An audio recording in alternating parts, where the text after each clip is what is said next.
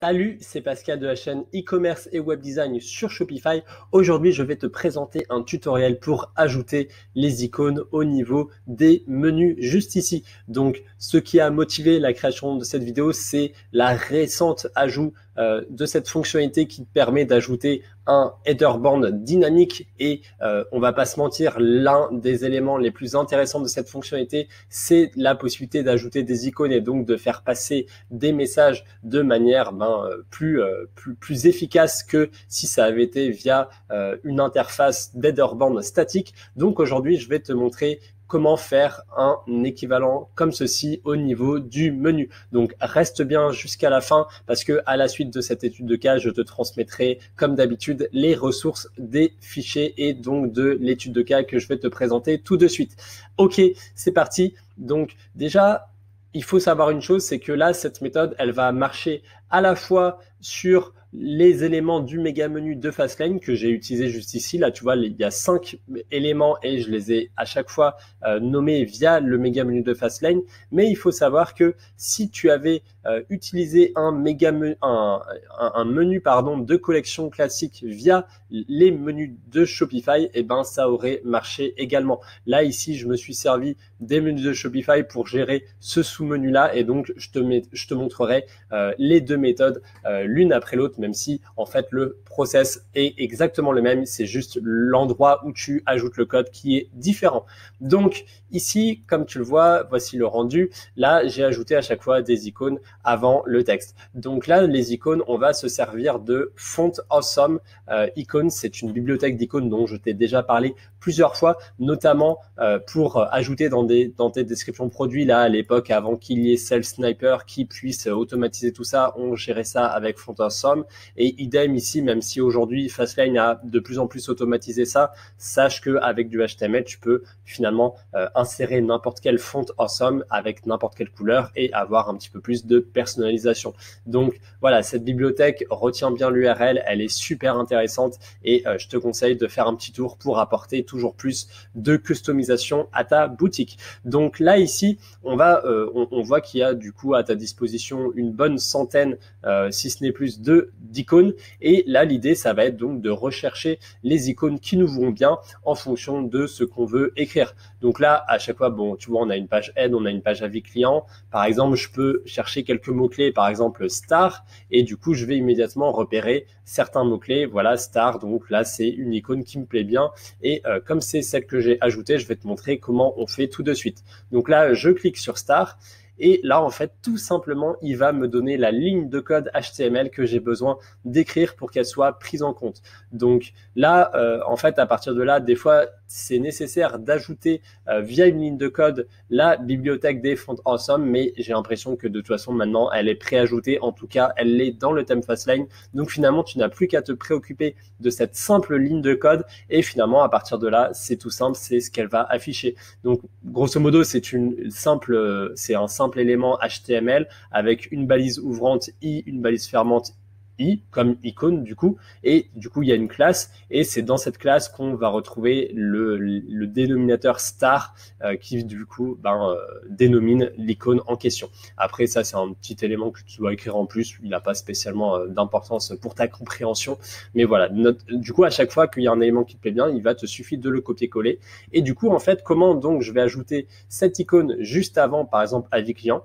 Et ben c'est bête comme bonjour, c'est-à-dire au lieu d'écrire tout simplement avis client, comme je l'avais fait par défaut dans le thème, donc à méga menu 3, je vais tout simplement écrire juste avant le code qui a été donné par la bibliothèque d'images et ensuite je vais mettre un petit espace entre les deux pour que ce soit plus joli et du coup voilà, je vais faire tout ça. Donc du coup, je vais enlever un petit code personnalisé pour que tu puisses voir les changements en live et en fait, la méthode, elle va se répliquer à chaque fois.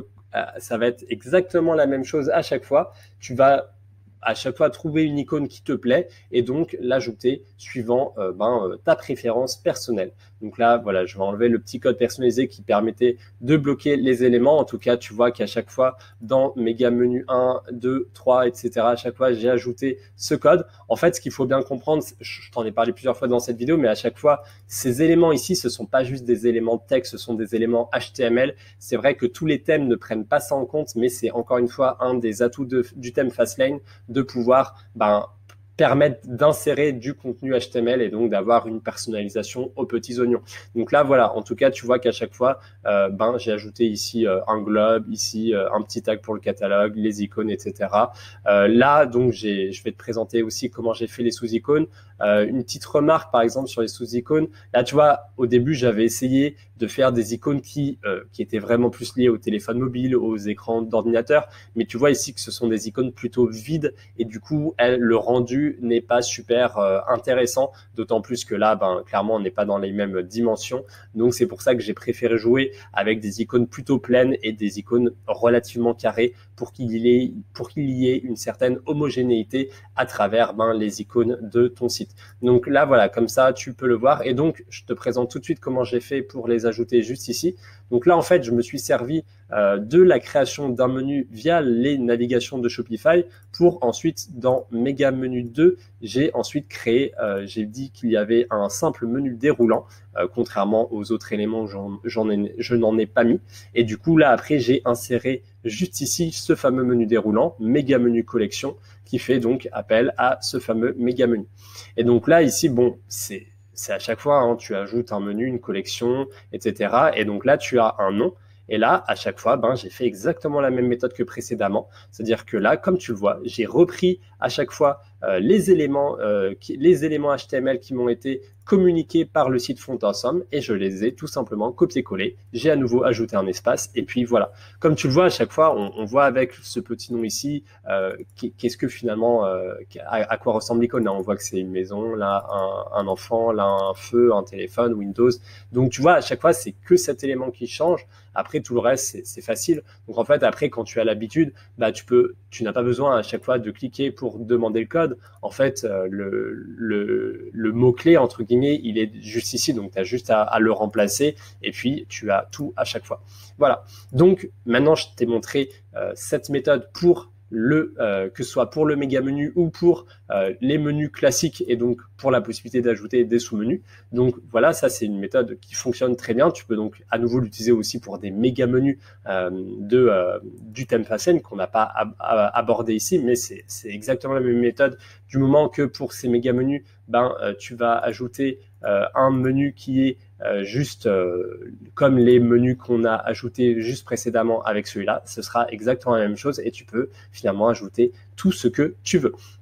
Maintenant, ce code, donc, je vais te le communiquer, même si, comme tu vois, il y a pas grand-chose de pertinent. Par contre, là, tu vois, il se pose une question, c'est la petite touche finale pour la personnalisation, et c'est donc le fait que, là, tu vois, comme cette fonctionnalité de header band dynamique vient d'être ajoutée, de mon point de vue, je trouve que ça fait quand même beaucoup d'icônes.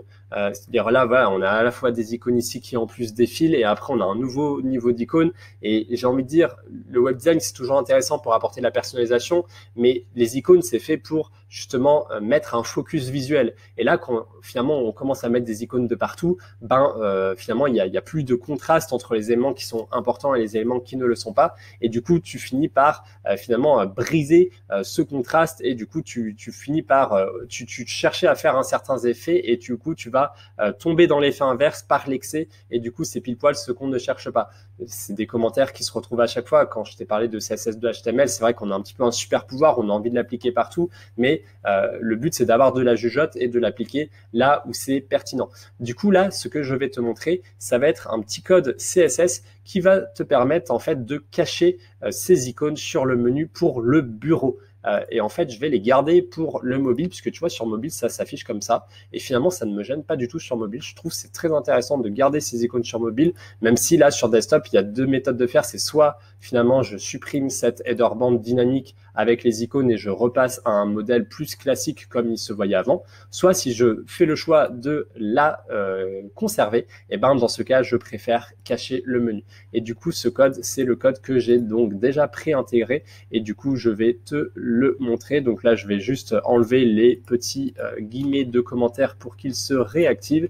Et voilà, et du coup, ben là, comme tu vas le voir, en fait, toutes les icônes sur desktop juste ici vont se cacher et du coup ce sera bon. Alors là il y a un petit bug lié à l'éditeur, je vais attendre qu'il prenne en charge, je vais sauvegarder, ça va se réaligner correctement et puis voilà.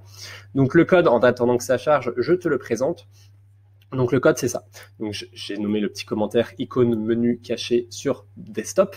Donc du coup comme c'est caché sur desktop, tu vas avoir un petit élément responsive lié à la résolution minimum, une résolution au minimum supérieure à 768 pixels, ce qui désigne toutes les résolutions du bureau. Et donc là voilà, clairement je dis en fait le premier élément ce sera les éléments du menu principal juste ici. Là je vais dire tu caches les icônes. Là, voilà, display none. Le deuxième élément, là, juste ici, ça va être les icônes du sous-menu. Donc là, voilà, là, je lui ai dit, tu caches tout. Sauf que le problème, si je mets que ce premier élément, c'est que ça va également cacher cette petite flèche qui est une icône également. Voilà, cette flèche qui est vers le bas et vers le haut. Du coup, là, dans cet deuxième élément, ce que je vais dire, c'est, en fait, tu vas ignorer la première commande que je t'ai donnée ici pour seulement les icônes qui sont des flèches descendantes et des flèches montantes. Et du coup, voilà, là, tu as arrow up, là, tu as arrow down. Et du coup, au lieu de mettre display none, j'ai mis display inline block qui est le réglage par défaut.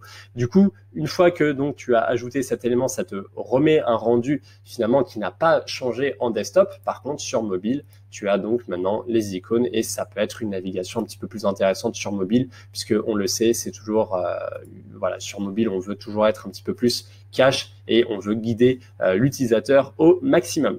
Voilà, donc comme tu le vois, ce code, voilà, il est finalement plutôt simple. Donc là, tu as peut-être sans doute des questions. Par exemple, est-ce que dans le cadre de mes prestations Premium et VIP notamment, qui sont les prestations clés en main sur lesquelles il y a toutes les options, est-ce que je vais ajouter ces options? Alors la réponse, c'est oui, à partir du moment où tu as une proposition de menu très claire, bien établi et où tu m'as déjà communiqué les choix d'icônes que tu souhaites, là dans ce cas pas de problème, je fais la manipulation à ta place.